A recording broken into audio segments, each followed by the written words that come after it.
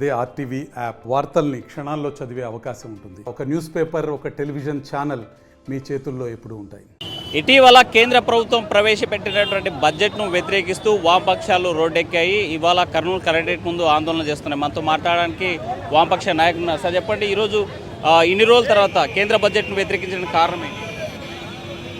ఈరోజు కేంద్రంలో ఉన్నటువంటి కేంద్ర ఆర్థిక శాఖ మంత్రి నిర్మలా సీతారామన్ 2024-25 బడ్జెట్ను పార్లమెంట్లో ప్రవేశపెట్టింది. ఈ బడ్జెట్ పూర్తిగా పేద ప్రజలకు వ్యతిరేకంగా ధనవంతులకి అనుకూలంగా ఉందని చెప్పేసి ఇది ధనవంతుల బడ్జెట్ అని వామపక్ష పార్టీలుగా దీన్ని తీవ్రంగా ఖండిస్తున్నాం. ఎందుకంటే ఈ దేశంలో ఉన్నటువంటి పేదలకు సంబంధించినటువంటి పేదరికం పోయేదానికి, పేదలకి ఇల్లు నిర్మించడానికి కానీ, మంచినీటి సౌకర్యంకి కానీ, అంతేకాకుండా పేదరిక నిర్మూలనకు సంబంధించి ఎలాంటి నిధులు కేటాయించలేదు. అంతేకాకుండా ఈ దేశంలో దారిద్ర్యరేఖ దిగునున్నటువంటి మరి పేదరికంలో ఉన్నటువంటి పేద ప్రజలకి మరి మహాత్మా గాంధీ జాతీయ గ్రామీణ ఉపాధి పథకానికి సంబంధించి ఈరోజు ఈ దేశంలో పనిచేస్తున్నటువంటి పేదలకి ఉపాధి గ్రామీణ ఉపాధి పథకాన్ని 100 రోజుల నుండి 200 రోజులకు పెంచాలని, అదేవిధంగా కార్మికులకి మరి 600 రూపాయలు ఇవ్వాలని చెప్పేసి ఒక పక్క వామపక్ష పార్టీలు పోరాటం చేస్తే ఈరోజు కేంద్ర ప్రభుత్వం ఈ బడ్జెట్లో ఉపాధి హామీ పథకానికి నిధులు తగ్గించడం ఇది చాలా బాధాకరమైన విషయం. అంతేకాకుండా ఈ దేశంలో ఉన్నటువంటి ధనవంతులకి అప్పనంగా న్యూ పైప్ లైన్ పాలసీ పేరు మీద, ప్రైవేటీకరణ పేరు మీద ఈరోజు ప్రభుత్వ రంగ సంస్థల్ని అప్పచెప్పడమే కాకుండా అతిపెద్ద ప్రభుత్వ రంగ సంస్థ అయినటువంటి ఎల్ఐసిని ఈరోజు మరి 100% ఎఫ్డిఎల్ని అనుమతించడము ఇది ధనవంతులకు అనుకూలమైన బడ్జెట్. మరి అంతేకాకుండా రైతాంగానికి సంబంధించి, రైతాంగ ఆత్మహత్యలు ఆపేదానికి సంబంధించి కేవలం ఈ దేశంలో ఉన్నటువంటి రైతులు పండించిన పంటకి కనీస మద్దతు ధర చట్టాన్ని కూడా మరి కల్పించడంలోన ఈ బడ్జెట్ విఫలం చెందింది. అందుకే ఇది పూర్తిగా పేదలకు వ్యతిరేకమైన బడ్జెట్ అని చెప్పేసి మేము దీన్ని వ్యతిరేకిస్తాం, సవరణ చేయాలని చెప్పేసి డిమాండ్ చేస్తున్నాం. మీరు చెప్పండి, ఈరోజు దేశం అభివృద్ధి చెందే వైపు అడుగులేస్తుంది, అందులో భాగంగా ఈ బడ్జెట్ ఉపయోగపడుతుంది అని చెప్పి కేంద్ర ప్రభుత్వం చెప్తుంది. మీరేమంటారు? నిర్మలా సీతారామన్ గారు బడ్జెట్ ప్రవేశపెట్టకముందు ఈ దేశంలో ఆర్థిక సర్వే బయటపెట్టింది. ఆర్థిక సర్వేలో వామపక్షాలు చెప్పలేదు కదా, మొత్తం ఈ దేశంలో ఆర్థికవేత్తలందరూ చెప్పారు. నీతి ఆయోగ్ కూడా చెప్పింది, ఏమి జీడిపి తగ్గింది,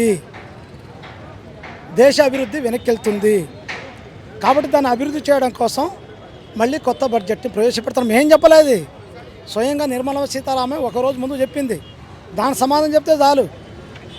పోనీ బడ్జెట్లో దానికి సంబంధించిన రెమెడీ ఏమైనా ఉంది అంటే ఇప్పుడున్న జీడిపి ఇంకా తగ్గడానికి అవకాశం ఉండేలాగా ఈరోజు బడ్జెట్ ప్రవేశపెట్టారు.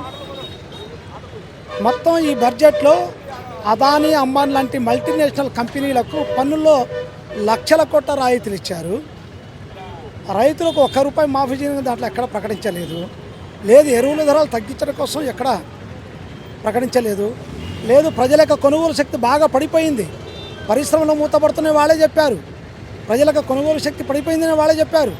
మరి ప్రజల కొనుగోలు శక్తి ఎట్లా పడిపోతుంది? ప్రజల దగ్గర డబ్బులు లేవు. ప్రజల దగ్గర ఎందుకు డబ్బులు లేవు? నిరుద్యోగ సమస్య విపరీతంగా ఉంది, గ్రామీణ ప్రాంత ప్రజలకు పన్నులు లేవు, అందుకోసం అన్నమో రామచంద్రని వలసలు వెళ్తున్నారు. మరి ఈ రకంగా వెళ్ళినప్పుడు ఇది దేశానికి ఏ రకంగా ఉపయోగపడే బడ్జెట్? ఇది ఉపయోగపడే బడ్జెట్ కాదు. ఒక ఎగ్జాంపుల్ నేను చెప్తాను. గతము 1,30,000 కోట్ల రూపాయలు గ్రామీణ అభివృద్ధికి ఏదైతే ఉపాధి హామీ పథకాన్ని కేటాయించింది గత ప్రభుత్వాలు. ఇప్పుడు ఈ ప్రభుత్వం కేటాయించింది ఎంత? 60,000 కోట్ల రూపాయలు. అంటే 50% నిధులు కోతబెట్టి నేను గ్రామీణ ప్రాంతంలో ఉంటున్న ప్రజలకు ఉపాధి కల్పిస్తానంటే ఏ రకంగా చెప్పగలుగుతుంది? దీని సమాధానం నిర్మలా సీతారామన్ చెప్పాలి. విశాఖపట్నం స్టీల్ ప్లాంట్కి 11,000 కోట్ల కేటాయిస్తానని చెప్పేసి ప్రధాని ప్రకటించాడు. అబ్బోని సంకలు గుద్దుకున్నారు ఇక్కడ ఉన్నటువంటి నాయకులు. మరి బడ్జెట్లో ఎంత కేటాయించారు? 6,000 కోట్లు. మరి మిగతా 5,000 కోట్లు ఎక్కడ వెళ్ళాయి? సమాధానం లేదు. అంటే అంకెల గారిని ప్రజలు చూపించడానికి అసలు మొత్తం కూడా ఈరోజు బడా పెట్టుబడిదారులకు ఊడిగం చేసే బడ్జెట్. అందుకోసం రైతాంగానికి హాని కలిగించే బడ్జెట్ ఇది.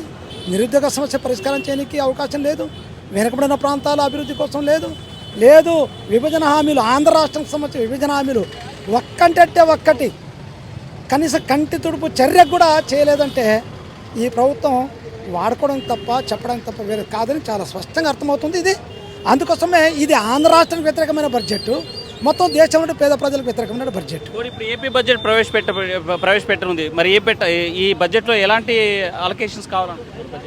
ఇప్పుడు ఏపీ బడ్జెట్ ఆయన ఏం చెప్తున్నాడు, బయట మాటలు మీరు సంక్షేమానికి పెద్ద పెట్టి ఇవ్వండి అంటున్నాడు. దానికంటే ముందు ప్రకటన ఏం చేశాడు, సంక్షేమ నిధులకు నా దగ్గర నిధులు లేవు, మీరు ఏది ఓపిక పట్టండి అంటున్నాడు. అంటే బడ్జెట్లో కూడా ఓపిక పట్టండి అంటాడా, లేకుంటే నిధులు వాళ్ళు ఇవ్వలేదు కాబట్టి నేను పెట్టలేను అంటాడా, ఆలోచించాలి. ఈ సందర్భంగా నేను కోరేది ఏమంటే వామపక్ష పార్టీలుగా, అయ్యా మేము ఏ వదనం కోరట్లేదు, నువ్వు ఏం చెప్పావు, నిరుద్యోగులకు నిరుద్యోగ వృత్తి ఇస్తాను లేకుంటే ఉద్యోగాలు ఇస్తాను, దాని గురించి మాట్లాడు. ప్రాజెక్టులకు ప్రత్యేకించి 2014లో ఆంధ్ర కర్నూలు జిల్లా అభివృద్ధి కోసం నా బాధ్యత నేను దత్తపుత్రుడు అన్నాడు. మేము కోరుతాం నా దత్తపుత్రుడు బాబు వేదావతి గుండ్రేవుల ఆర్డిఎస్ కుడికాల నిర్మాణం కోసం నిధులు కేటాయించు, లేదు హంద్రినివా వెడల్పు కోసం ఇప్పుడు 40,000 క్యూసెక్కులు ఉంది, 80,000 క్యూసెక్కులకు పోయేలాగా చెయ్యి, అది చేస్తే ఉపయోగకరంగా ఉంటుంది. అందుకోసం ఈ బడ్జెట్ కూడా మనమేమి అనుకూలంగా వస్తున్నట్టు ఆశ పెట్టుకోవాల్సిన పని లేదు, చూడాలా ఆయన సంక్షేమం అంటున్నాడు, ఆలోచిద్దాం. కర్నూలు జిల్లా అభివృద్ధికి ఏపీ బడ్జెట్లో ఎలాంటి నిధులు కేటాయించారు? ఈరోజు మేము రాయలసీమ వాసిగా కర్నూలు జిల్లా వాసిగా ఒకటే ఈ ఏపీ బడ్జెట్ కోరుకునేది. 130,000 కోట్ల రూపాయలు రాష్ట్ర బడ్జెట్ ఉందని చెప్పి రేపు ప్రవేశపెట్టబోతా ఉన్నటువంటి బడ్జెట్లో ఈ రాయలసీమలో వెనుకబడినటువంటి ప్రాజెక్టుల కోసం, అట్లాగే ఉత్తరాంధ్రలో వెనుకబడినటువంటి ప్రాంతాల అభివృద్ధి కోసం కనీసం 130,000 కోట్ల బడ్జెట్లోనే ఒక 10% ప్రత్యేకించి ఇరిగేషన్ పైన కేంద్రీకరించాలా. ఆ ఇరిగేషన్ మీద కేంద్రీకరించడం ద్వారా 10% అంటే దాదాపు 30,000 కోట్ల రూపాయలు ఈరోజు వాటర్ దానిపైన లేకపోతే ఇరిగేషన్ దానిపైన పడడానికి అవకాశం ఉంది. ఇక్కడ కర్నూలు జిల్లాలోన గురు రాఘవేంద్ర, అట్లాగే వేదవతి, లేకపోతే సుంకేశ్ల, ఇట్లాంటి జూరాల ప్రాజెక్ట్ లాంటి అనేక రకాలైనటువంటి ప్రాజెక్టులను కూడా పెండింగ్లో ఉన్న ప్రాజెక్టులన్నీ కూడా పూర్తి కావడానికి అవకాశం ఉంది. కాబట్టి దీనికి సంబంధించి ఈరోజు అంద్రినివాకి సంబంధించి నికర జలాలు, అంద్రినివాకి సంబంధించి వెడల్పు కాలం కానీ లేకపోతే ఇరిగేషన్కి సంబంధించి పిల్ల కాలువలకి నిధులు లేవని చెప్తా ఉన్నారు. ఊరిక అలాట్మెంట్ చేశారు, అంకెల గారెడు చూపించారు గతంలో, కానీ ఇప్పటిదాకా అంద్రినివాకి ఎక్కడ కూడా నిధులు. కాబట్టి మేము ఒకటే చెప్తా ఉన్నాం, నిజంగా నువ్వు 130,000 కోట్ల రూపాయలు డబ్బులు ఉన్నాయా, లేకపోతే అంకెల గారిడి రూపేనా, లేకపోతే ఊరిక లెక్కలు చూపించుకోవడానికి మాత్రం ప్రవేశపెడతా ఉన్నవా? ఒక పారి వాస్తవాలు రాష్ట్ర ప్రజానీకానికి చంద్రబాబు నాయుడు గారు, ఆర్థిక శాఖ మంత్రి పయ్యావుల కేశవ్ గారు ముందు ప్రజలకు తెలియజేయాలని చెప్పి ఈ సందర్భంగా డిమాండ్ చేస్తా ఉన్నాం. కేంద్ర బడ్జెట్లో ఆంధ్రాకి అన్యాయం జరిగింది. అయితే రాష్ట్ర బడ్జెట్ ప్రవేశపెట్టే సమయంలో రాష్ట్ర అభివృద్ధితో పాటు కర్నూలు జిల్లా అభివృద్ధి కోసం ప్రత్యేకమైనటువంటి బడ్జెట్ కేటాయించాలని డిమాండ్ చేసే పరిస్థితి కనిపిస్తుంది. వీడియో చంద్రశేఖర్తో హుస్సేన్ ఆర్టీవీ కర్నూలు. మరిన్ని వీడియోస్ కోసం ఛానల్ ని సబ్స్క్రైబ్ చేయండి, లేటెస్ట్ అప్డేట్స్ కోసం వాట్సాప్ ఛానల్ ని ఫాలో చేయండి అండ్ లింక్ డిస్క్రిప్షన్ లో ఉంది.